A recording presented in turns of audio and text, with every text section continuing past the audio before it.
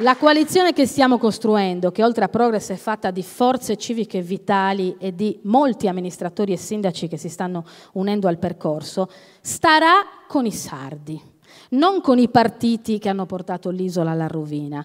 Mi rivolgo quindi prima di tutto in questo discorso agli amici indipendentisti.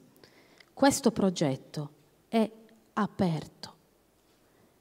Se l'idea di associarvi al centro-sinistra o al centro-destra non vi sembra dignitosa né politicamente adeguata al vostro percorso, sappiate che questa casa è vostra ed è una casa dove non dovrete mai camuffare con furbi neologismi la sola parola che ci rappresenta: indipendenza.